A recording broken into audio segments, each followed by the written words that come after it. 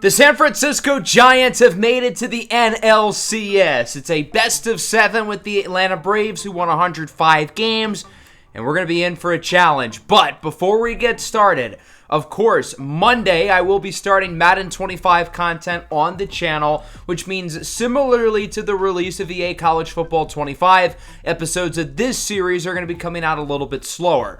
I still want to move pretty quickly because we're at the most exciting part of the year, the playoffs. So I'm certainly hoping to get the next episode out reasonably soon, but obviously I get that you guys will probably understand my reasoning with this, of course, with the Madden 25 franchise, which was revealed yesterday, starting likely this Tuesday. Let's ride. Anyway, we won games 2 and 3 in the last episode against Chicago to sweep them in the NLDS, and as I had talked about throughout the entire regular season, I really wanted to make it a point to get the number 2 seed over Chicago. That way we would have home field advantage. We would also have the first round bye and some extra time off, and that really came into fruition here. We took advantage of our 3 home games. We really hit the ball well, especially in that first game with Tommy Rogers making plays. Munetaka Murakami looked awesome. J.P. Crawford, 3 home runs in the series. Jung-Hoo Lee made some big plays. Zach DeZenzo played well. Elliot Ramos had some big hits. And the pitching was pretty solid as well. Logan Webb was good. I thought Aaron Savale had a pretty good start. Kyle Harrison, not as good, but still not bad per se. So overall, I'm feeling pretty good about where the team is at going into the NLCS, but it is certainly going to be a challenge facing off against an Atlanta Braves team who won a league-high 105 games this year. They're the favorites to win the World Series, and we are now an underdog going into this best-of-7 series against an Atlanta team who has a lot of playoff experience, whereas our core has played 3 playoff games together. Now, sure, some of these players have been on other playoff teams in the past. AJ Minter, for instance, has been on those Braves teams who made deep playoff runs, including their 2021 World Series title.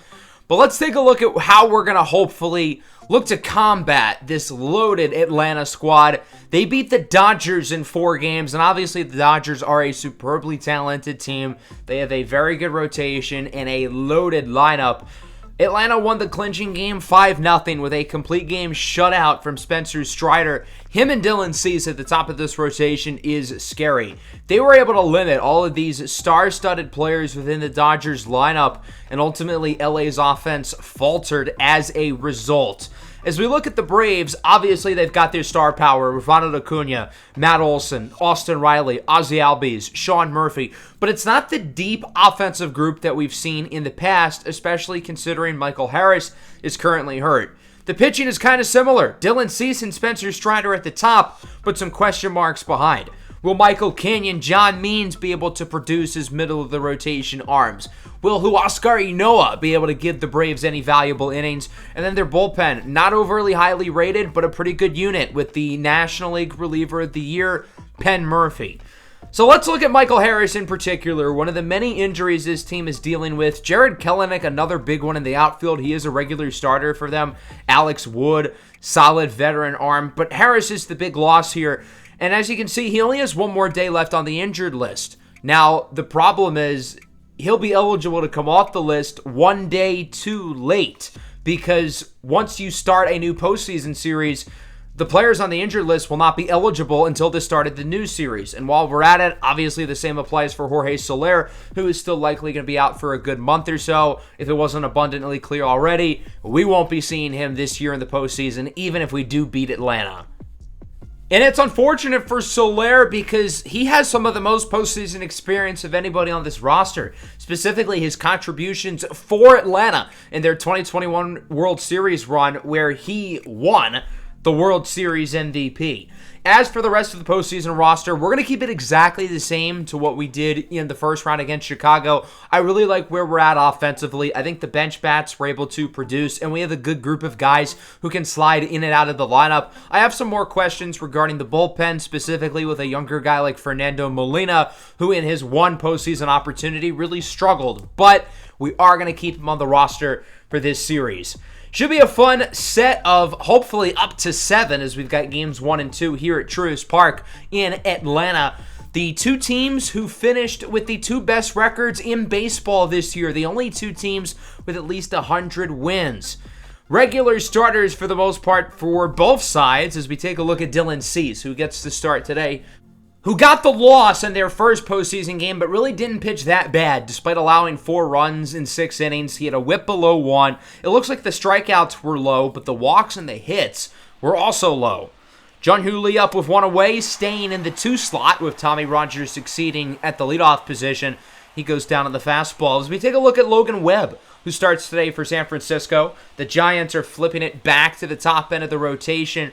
Webb pitched in Game 1 against Chicago. 6 innings, 1 earned, high strikeout rate, low walk rate, low hits. He had a really good performance in that game before Fernando Molina almost completely blew it up entirely.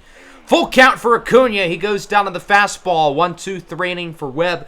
Good start for both of these aces in what could be a very low-scoring game given how good both of these pitchers are. 2 of the best in the league.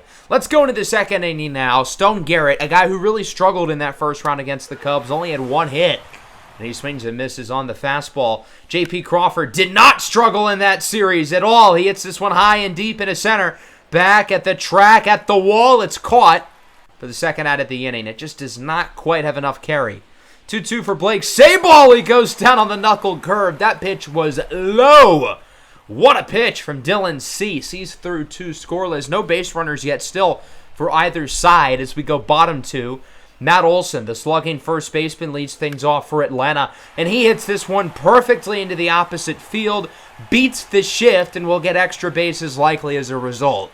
Olson hit below the Mendoza line in the first round against the Dodgers, so he's looking to rebound here, and that's a pretty good start as he's in scoring position with nobody out for another one of this team's big-time sluggers. Third baseman Austin Riley, who gets a piece of this one into right center field, and Atlanta leads it 2-0 here in the bottom of the second with a solo shot for Austin Riley, his first of the postseason. Another guy who kind of struggled against the Dodgers. He only hit around 150. But he sends that one into the seats to put Atlanta on the board. Zach McKinstry, the utility infielder, up now for the Braves, and he flies this one into center. Tommy Rogers chases after it, and he will make the play. But a good inning for Atlanta. They scored 2 with the homer by Austin Riley, leading 2-0 going into the third. We'll see if our offense can look to get anything going because it has been a rough start up to this point. Jonathan India also struggled in that first round against the Cubs. Only had 1 hit himself as he goes down looking on the outside fastball. Nice punch out for Cease. He's already at 5 on the night, looking for another one against Heliot Ramos, who swings and misses at the inside fastball. Cease has really good command with the fastball right now as he gets Kyler Rodriguez to go down as well. Strikes out the side and gets all 3 batters on the 4-seam. Through 3 innings, Dylan Cease has allowed no base runners, and he has struck out 7. That's as close to perfect as you'll find. Caden Polkovich goes down on the circle change. Nice pitch by Logan Webb, looking to rebound after allowing the home run by Riley in the last inning. Christian Bethancourt hitting leadoff for this Braves team. Sends this one down the left field line and fair. He will have to hold up at first. Good play by Garrett to cut to it quickly. Not having Michael Harris sit at the top certainly makes things complicated for Atlanta, but Bethancourt's played well, all things considered. Grounder to first. The Giants look to turn 2. They get 1 as Rodriguez misses the throw to second. Good response, though, to still get the out at first. But now the Braves are the runner in scoring position for this guy, Ronald Acuna Jr., the best player on the field in this series. And he goes down on the slider. Logan Webb gets through the third unscathed. It remains 2-0 as the San Francisco offense looks for something, anything. Jung-Hoo Lee sends this one nicely into left center. It's got some carry at the track, at the wall. It's caught. Another one with warning track power, but it does not have enough carry as Bethancourt is under it to make the play. 2 gone now for Munetaka Murakami. He's behind 1-2. Swing and a miss on once again the fastball. The Giants are not timing these pitches up well. It feels like they're either too early or too late. As we go bottom 4, Cease through 4 perfectly. As Austin Riley, who had the homer to put Atlanta on the board, is up with 1 away. And he goes down looking on the fastball. Logan Webb really getting comfortable here. It's unfortunate that he's getting no run support because minus the home run from Riley, he's pitching another really good game. Ozzie Albies goes down on the fastball, and through 4 it remains 2-0. Continues to be a pitcher's duel as we go into the 5th. Will this be the inning where we at least get some base runners? Yes, it will. Stone Garrett singles into right field. Finally, it took us over 4 innings, but better late than never. And there's nobody out, so we have real room to do some damage. 1 gone down for the catcher, Blake Sabol. Garrett goes for second, and the throw is way offline from Murphy. Risky decision to have him steal, but we want to get him any chance closer to home as possible, especially with Blake Sabol's 99 clutch rating as he lines in the left, but it is caught by Christian Bethencourt for the second out of the inning. And now we're going to need a base hit from Jonathan India to bring in this runner. The problem is, as I talked about earlier, India has been abysmal this postseason. As he looks at a fastball go right by him, that was the pitch. I think he maybe thought it was going to be inside, but it was right down the middle. The perfect game and no-hitter are dead, but the shutout is still intact for Dylan Cease and the Braves as we go bottom 5. Sean Murphy goes down on the slider. Another punch-out for Logan Webb as that will bring up Zach McKinstry, and he hits this one over to third. Murakami misplays it. Throw to first. Well, there is none. It's an E5 on Munetaka Murakami. That was a playable ball, and he's unable to get the out. So now the Braves get a runner aboard here, and with the lack of offense this game has seen, these two teams will take any kind of base runner they can get. Caden Polkovich is now up for Atlanta, the center fielder, replacing Harris as he puts it on the ground to second. This should be 2, and it is. 4-6-3, inning-ending double play, making up for the error on the previous at-bat by Murakami as it remains 2-0. Logan Webb showing no signs of slowing down, but unfortunately, neither is Dylan Cease. He faces off against Kyler Rodriguez, who goes down to the fastball. All but one of Rodriguez's at-bats in the postseason has been a strikeout or a walk. Really a 2-outcome hitter. I shouldn't even say hitter because he's not hitting the ball, literally. Tommy Rogers goes down on a filthy off-speed pitch. He was way ahead of that one. I don't think he was expecting all of that late movement. A filthy pitch by Dylan Cease. He's through 6 scoreless, still only having allowed the 1 base runner. Bottom 6, Logan Webb still in the game because he is shoving as he will get Ronald Acuna to fly out, and it remains 2-0. Still no score from either side since the 2nd. Let's now travel into the 7th. We'll see if the San Francisco offense can wake up at all. They still have time, only down by 2, as Cease, of course, remains in the game. What a play at the hot corner by Austin Riley, showing off the bunnies, preventing Jung-Hoo Lee from a base knock. That'll bring up Murakami behind 1-2. Goes down looking on the inside fastball. Great pitch by Cease. He's got a number of these San Francisco hitters to go down looking tonight. 1-2 for Stone Garrett. Swinging and miss on the low fastball. That four-seamer has been unbelievable all day.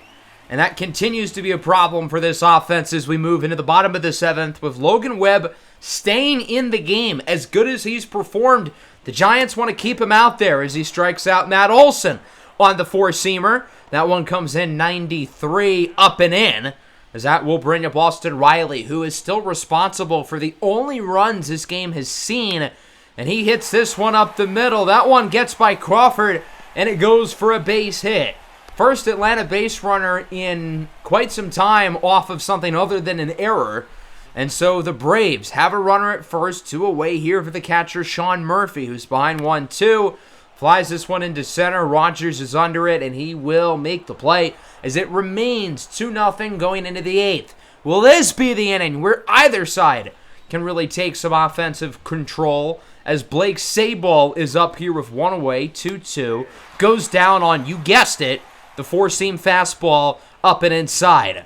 Full count now for Jonathan India. Cease at 115 with the pitch count. And India crushes it into right, but it is going to be caught. Okay, why did they do the no-doubt home run celebration if that ball was clearly in the field of play? Like, that wasn't even close. Did you tell me Jonathan India bat flipped for a foul ball flyout? Yikes. No wonder he has 1 hit this postseason. Speaking of hits, Zach McKinstry sends this one into the gap to start the bottom of the 8th. It goes for a leadoff double. And the Braves are now in an interesting spot. They've got a runner in scoring position with nobody out. Really good chance to add to this lead. That'll bring up Caden Polkovich. And he goes down on the fastball. Good pitch by Webb for another strikeout, his 8th of the game. Christian Bethancourt up next, back to the top of the order, as Bethancourt sends it into the gap. Rogers will not make the play, and it rolls to the wall. McKinstry rounds third, heads home, and for the first time since the second, somebody has scored. It's a 3-0 lead for the Braves with the double from Christian Bethancourt, and from there we will take Logan Webb out. Really good start from him, and we used him until the wheels fall off. If we had any form of offensive production, we wouldn't have kept him in the game this long, but we felt like him still being out there was the only way that we could potentially put ourselves in position to come back. But the wheels fell off here in the 8th. He allows a pair of extra base hits and will be replaced by James Karinchak, who looks to get the Giants out of the inning with this score remaining 3-0. Orlando Arcia is up 2-1. Liner over to short. Crawford slow to get to it, but he will make the play for the second out of the inning. And that'll bring up Ronald Acuna, potentially looking to put a bow on this game, although he's been quiet 0 for 3. And he goes down on the knuckle curve. Good work here from Karinchak as he gets through 2 outs pretty easily. But the Braves increase their lead as we go to the 9th. Pinch hitter Liover Peguero is up, and he sends this one into right for a base hit. Just the second base runner of the entire game for San Francisco, and their first since the 5th. So from there, Dylan Cease will be taken out of the game. What a performance tonight from Cease. 8 scoreless innings so far. He only allowed 2 hits, no walks, and 15 strikeouts. It really does not get much better than that. And now it's closing time. This year's National League Reliever of the Year, Penn Murphy, is in for the save. It's hard to believe that there was somebody out there better than Camilo Doval, and I would argue Doval's numbers are a little bit better. But nonetheless, Murphy had a tremendous season this year for Atlanta, but with the tie and run at the plate, you never know, things could get weird. Rodriguez goes down on the slurve. There's one. The movement on that pitch was unbelievably filthy. Good Lord. Tommy Rogers up next. 2-2. Swing and a miss again on the slurve. As I said earlier, that pitch's movement is unfair. How are you supposed to hit it? Right as I say that, Jun-Hoo Lee gets the pitch to hit, and he hits it into center for a hit. Okay, so now the Giants have put themselves in position to where we could get something going here. Tie and run is on base. Potential go-ahead run is at the plate. It's Munetaka Murakami, and he fouls this one off. He hit it well, 107 off the bat, but he swung a little bit early. Murakami was great against Chicago, but today it's been a rough one. 0 for 3 with 3 Ks and an error. 1-2. Swing and a miss on, again, you guessed it, the slurve. 0 for 4, 4 strikeouts and an error for Murakami. Not ideal as the Braves win it 3-0, and they lead the series 1-0. Our first loss of the postseason this year.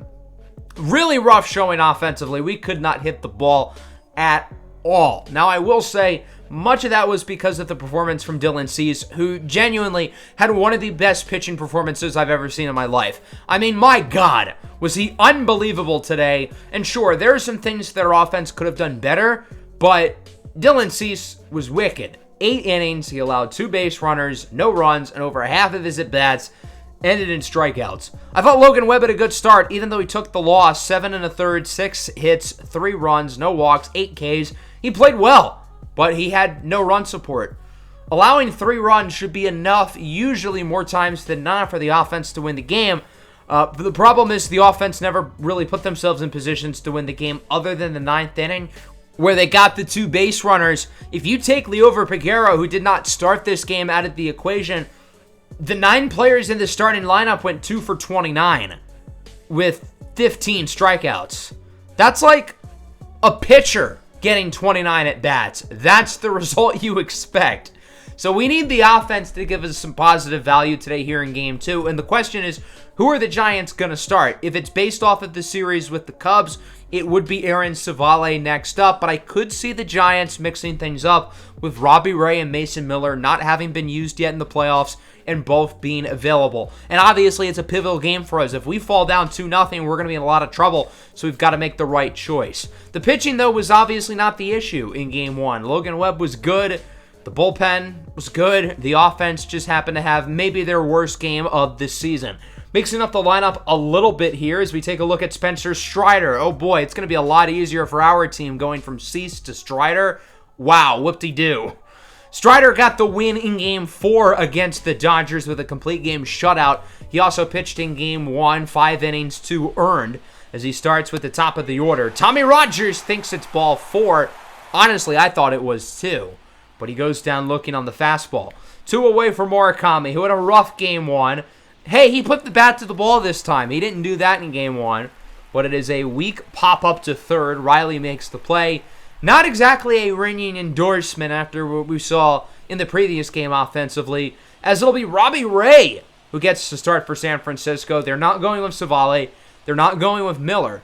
But instead, the veteran lefty, Robbie Ray, who's been on and off throughout the year, but the good starts from Robbie Ray were really good. And that's what they're hoping for tonight as he starts with a strikeout against McKinstry. Orlando Arcia, the shortstop, is up next, and he sends this one up the middle. That goes for a base hit into center, and the Braves get a runner aboard here with 1 away. So they've got an early runner looking to strike quickly. Ronald Acuna now, 3-1, looks at the outside fastball. That goes for ball 4, and the Braves are in business fast.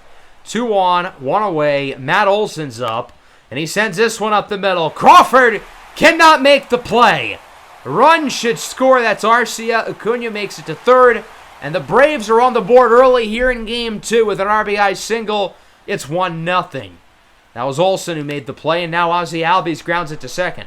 Crawford to Peguero, over to Murakami. 4-6-3, inning-ending double play. So luckily, we're able to pad the bleeding. The Braves only get 1, but it's certainly not ideal to start this game trailing after, well, we didn't score at all in the last game. Stone Garrett starts things off. He's behind 1-2, goes down on the inside fastball. The Giants got to be able to hit the fastball. They couldn't do it in Game 1 with Cease. And again, it's not going to be much easier with Spencer Strider getting the start. Crawford up the middle, base hit. So San Francisco gets a runner on here with 1 away. Polkovich misplays it, but Crawford's going to have to stay at first. He couldn't really do any more damage otherwise. But nonetheless, base runner. That's all we've been asking for. 2 away and a full count now for Blake Sable. He lines this one into the gap, but it will be caught. So not a whole lot going up to this point for the Giants. They have 1 hit, and that's it through 2. As Riley chases the low inside slider. Nasty pitch by the 2021 Cy Young winner, Robbie Ray. That'll bring up Sean Murphy now. Up the middle, Ray scoops it. And the throw to first is in time for the second out of the inning. We'll see if he can retire this side now against Adam Duvall, a guy who's been around the block, getting starts particularly against lefties. And he swings and misses at the fastball. Good inning for Robbie Ray. He retires the side as we go into the third. Will this be the inning where the Giants offense wakes up? Leover Peguero goes down on the circle change. A nice pitch there by Spencer Strider. That'll send us back to the top of the order. Full count here for Tommy Rogers. Nearly walked last time. And again, low fastball. He thought it was ball 4. I give credit to Tommy for working the count, looking to draw walks, because obviously that's his weakness. But he's gotten unlucky twice today. As Caden Polkovich is aboard with an infield single. Not an easy play for Peguero to make. And now the Braves start the inning with a runner. McKinstry into right. Lee will not make the play. Another base runner for the Braves. And they've got 2 on with nobody out. And all of a sudden, Atlanta is fully in business. And that's going to send us to some of the best players in the order. 3-2 here for Orlando Arcia. You don't want to walk him, but you don't want to give him anything too good. Ball 4. The bases are loaded with nobody out. And from there, the Giants are going to make a big decision to take Robbie Ray out of the game. If this was a regular season game, I wouldn't be doing this. But our backs are against the wall. We're down 1-0. I feel like we've got to make a big move. And coming out of the bullpen will be Mason Miller, who has not pitched yet in the postseason. I wanted to keep him ready in case things went south in this game. And, well, obviously, as you can see, things have gone south. We're already down 1-0. The bases are loaded. There's nobody out. We have quite the jam for Mason Miller in his first postseason outing ever to get through as he faces off against Ronald Acuna. 2-1. Hits it well into center. Rogers is under it without having to go too far as it's caught. That'll score the first runner, though. And now it's 2-0 Atlanta with runners on the corners. We'll see if Matt Olson can do some damage here. If he hits the ball reasonably hard and not on the ground, the runner at third should score, but he chases the circle change way outside. A nasty pitch from Miller. We'll see if he can leave the lead at 2. Full count here for Ozzie Albies. Again, we want to avoid the walks if possible, but we can't give him anything too good. Fastball up in the zone. I thought that might have been a strike, but Angel Hernandez behind the plate says otherwise, and the bases again are loaded. 2-2 here for Riley. 2 away. Bases juice. Swing and a miss on the circle change. Honestly, all things considered, that could have gone a lot worse. When we took Robbie Ray out of the game to replace him with Mason Miller, I was worried things were going to go downhill fast. Atlanta got 1 after they loaded the bases with nobody out, but they really should have gotten more, and the door is still open for us. There's a little bit of room as Jun-Hoo Lee draws a walk. The offense has got to get going, though, at some point as Murakami hits this one high and sort of deep into left center. At the track, at the wall, it's caught. I didn't really think that ball was hit all that hard, sub 100 off the bat, but it kept going and going and going. It was so high. 1 away here for Stone Garrett. Strikes out on the fastball. Good pitch by Strider for the second out of the inning. We'll see if he can get through the frame as Crawford hits it sharply to first. Olsen deflects it, picks it up, tags the base. So Strider does allow the 1 walk, but no further damage is done as we go bottom 4. Miller's still in the game. We did not have him in just to get out of the jam. We're hoping to get 3 or 4 innings out of him if all goes well, as he forces the ground out there off the bat of Sean Murphy. Adam Duvall is up next. He's got a full count here with 1 away. And Duvall he thought he drew a walk, but that's going to be called strike 3 up in the zone. Good pitch by Mason Miller. We travel into the 5th. Is the offense going to get something going at any point? 13 scoreless innings in this series. India looks to change it. At the track, at the wall, it's caught. I think we've had like 4 balls go to the warning track today. No luck. As that'll bring up Leover Peguero now. He is even at 2-2. And he swings way too late on the slider. 5 scoreless for Spencer Strider, who's pitching almost just as well as Dylan Cease. Bottom 5, McKinstry hits it high and deep into right center. At the track, at the wall, it's caught! Jun-Hoo Lee over the shoulders, looking like an NFL wideout.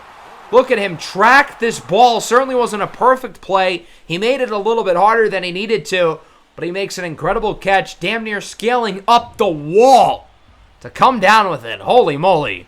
That'll bring up Orlando Arcia, the 2-2, and he goes down on the circle change. Got to give Mason Miller credit. He has been fantastic since entering the game. 3-2 now for Ronald Acuna, and he will draw the walk on the outside fastball, his second of the game. The Giants are not giving Acuna anything good to swing at. Matt Olson now, 2-2.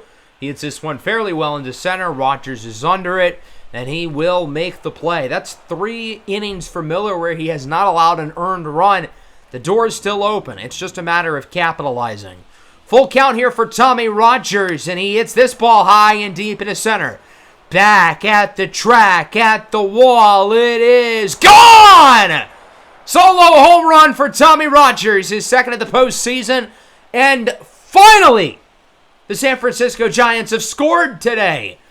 It took us over 14 innings for the offense to get something going. That's over a game and a half. But we got some runs with the homer from the rookie, Tommy Rogers, who's been close to drawing a few walks today. This at bat again. I love how he's working the count, but he got a pitch to hit with 3 balls and takes advantage.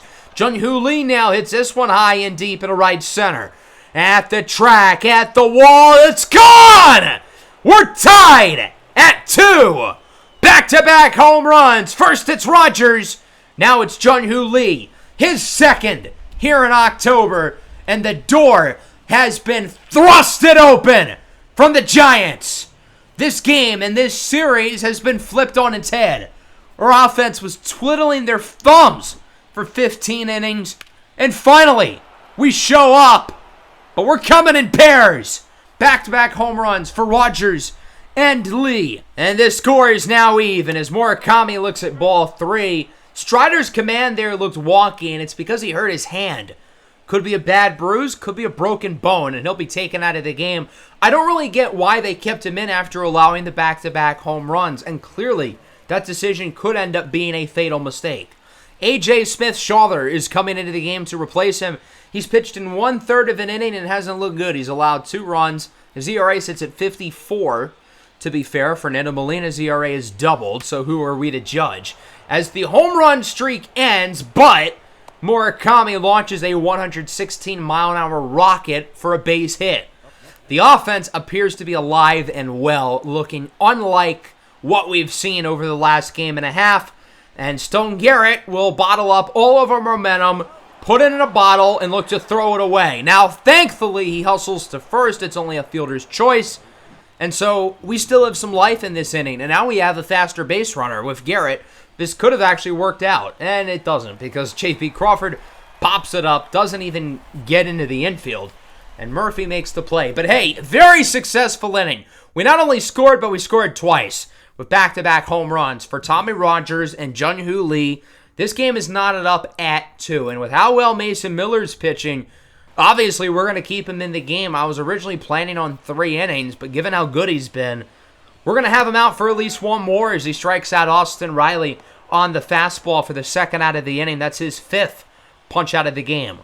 Murphy now, count is even 1-1.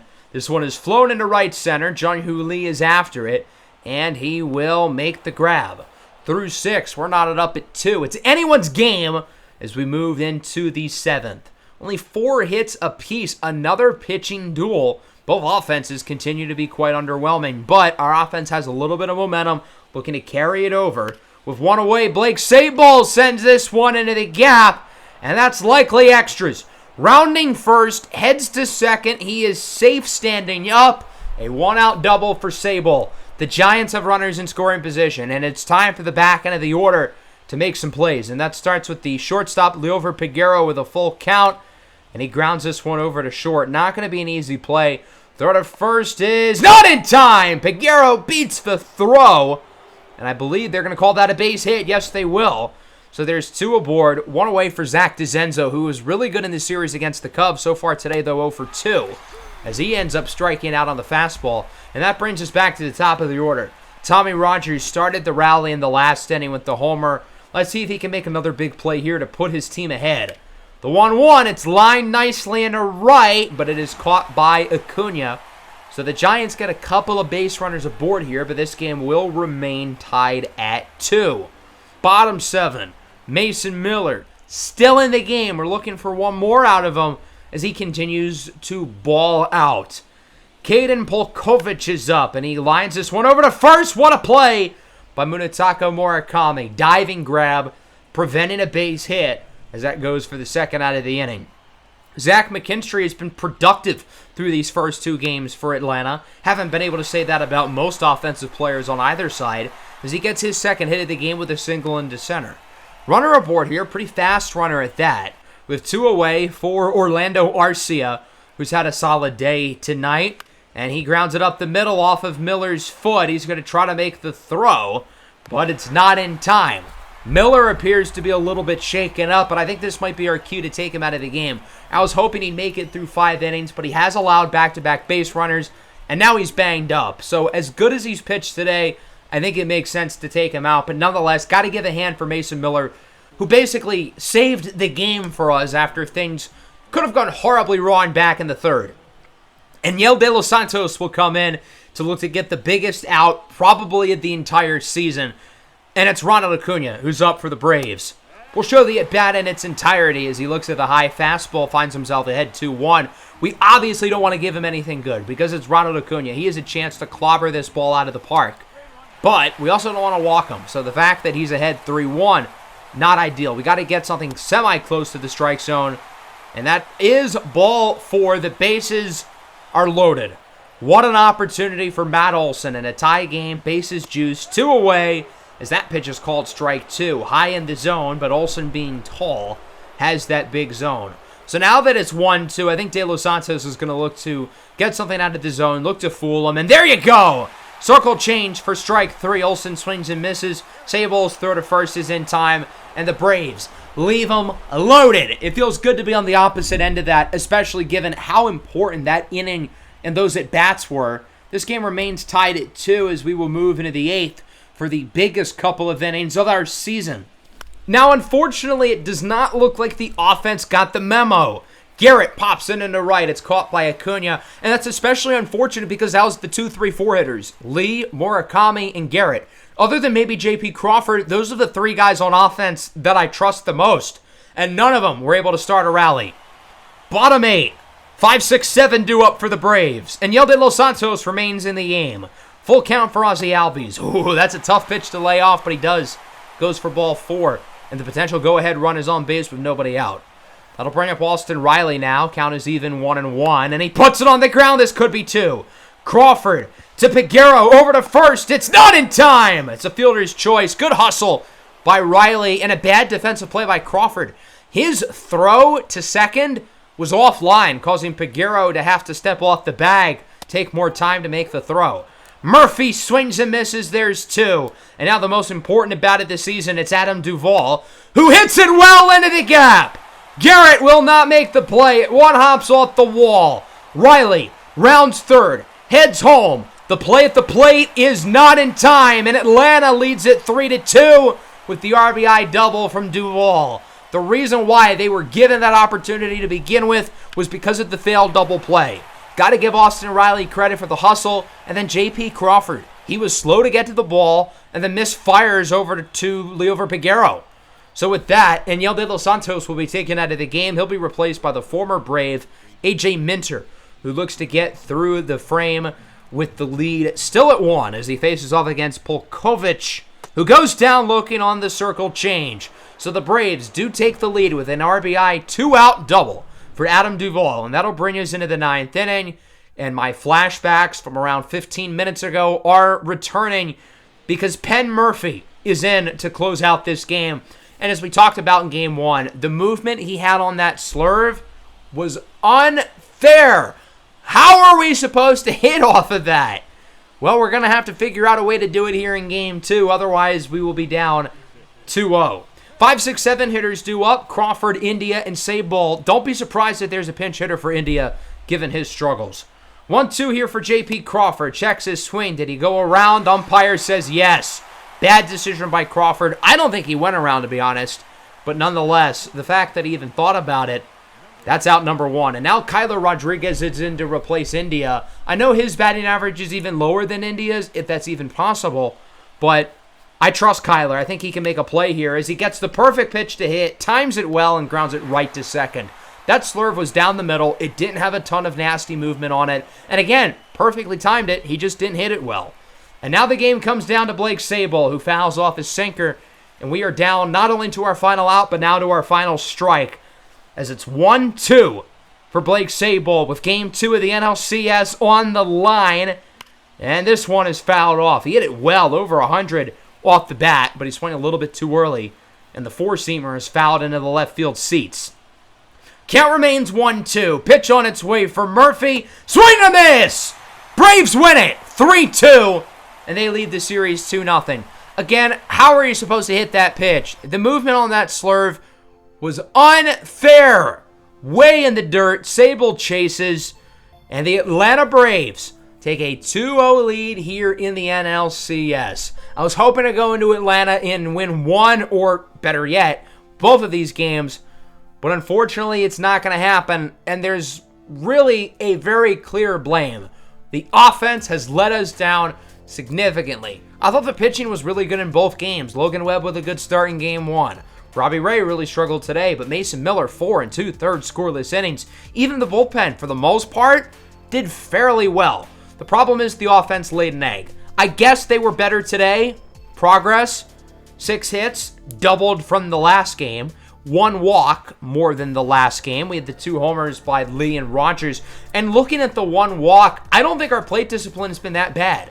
Even though we've only walked once through 2 games, because our position players have put ourselves into a lot of 3-ball counts. Our discipline throughout at bats has been good, but once there's 3 balls, I feel like these guys are trying to do too much. They're trying to play hero ball rather than just trying to stack base runners, and that's been one of the bigger issues for us offensively. The Braves have not hit the ball extraordinarily well in either of these games. 3 runs, 7 hits. They did get 6 walks, though. Spencer Strider was solid before allowing the 2 homers. They really should have taken him out then, and of course he got hurt afterwards. And unfortunately for Atlanta, it is worst case with Strider, as he has broken his hand. His season's over.